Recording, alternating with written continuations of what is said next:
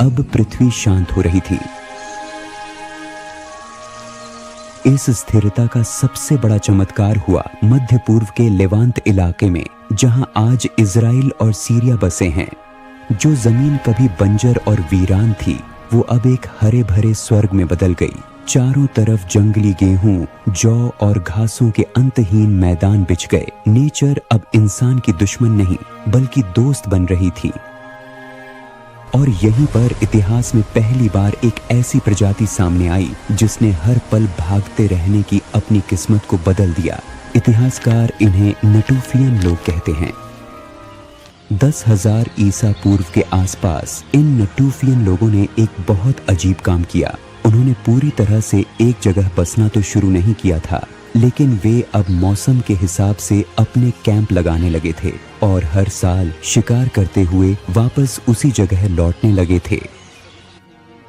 Archaeologists को इन नटूफियन sites से दुनिया के सबसे पहले पत्थर के हंसिए और भारी ओखलियां मिली हैं।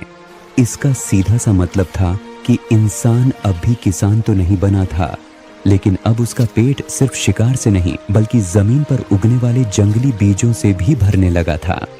खेती की इस महान क्रांति की नींव भाला चलाने वाले पुरुषों ने नहीं बल्कि महिलाओं ने रखी थी। जब पुरुष शिकार के लिए हफ्तों तक जंगलों में भटकते थे, तब महिलाएं अपने कैंप के आसपास के जंगलों से कंद-मूल, फल और जंगली घासों के बीज इकट्ठा करती थीं। वो मिट्टी के उस रहस्य को डिकोड कर रही थीं जिसे आज हम बॉटनी कहते हैं। उन्होंने मौसम के चक्र को समझा।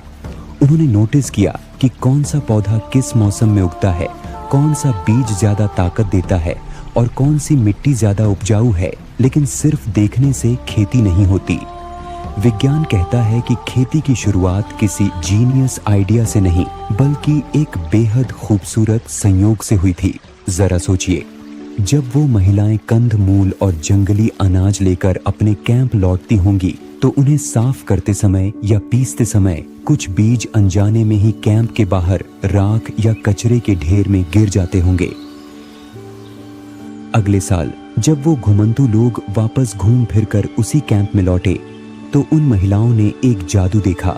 राख और कचरे की वजह से वह मिट्टी बहुत फर्टाइल हो चुकी थी और जहां पिछले साल वो बीज गिरे थे, ठीक वहीं से नए, ताजे और बड़े पौधे उगाए थे।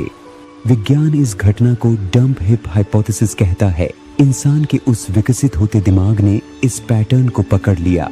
उनके दिमाग में एक सवाल कौन था, अगर अनजाने में गिरे हुए बीज से नया पौधा उग सकता है तो क्या होगा अगर हम खुद जानबूझकर जमीन खुरचकर इन बीजों को मिट्टी में दबा दें। और बस यहीं से आदि मानव ने होशियार इंसान बनने की तरफ अपना पहला कदम बढ़ा दिया।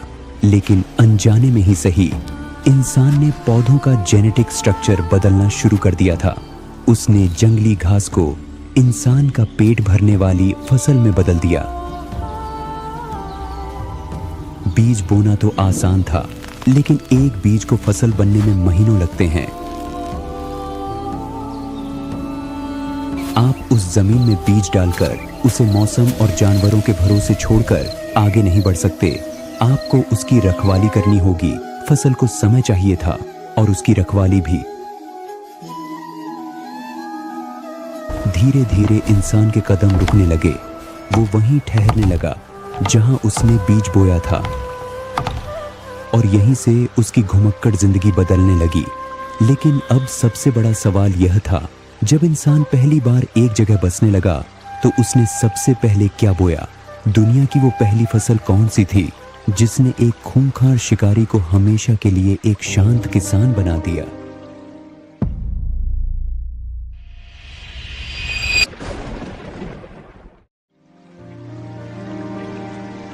समय के साथ वह लोग कैंप में लौटने के बजाय दुनिया के पहले परमानेंट होम बनाने लगे।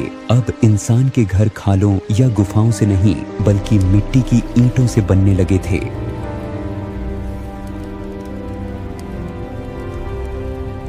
तुर्की का छठा लघु युग इसका एक शानदार उदाहरण है।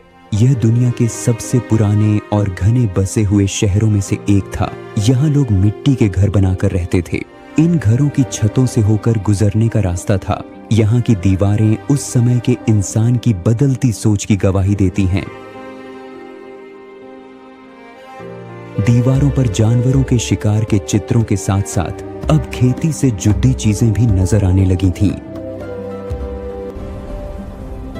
लेकिन खेती की ये कहानी अब अनजाने में हुए किसी प्रयोग तक सीमित नहीं थी। यह ऑर्गेनाइज्ड फार्मिंग बन चुकी थी। अब खेती कोई प्रयोग नहीं था, यह एक प्लान्ड एग्रीकल्चर था।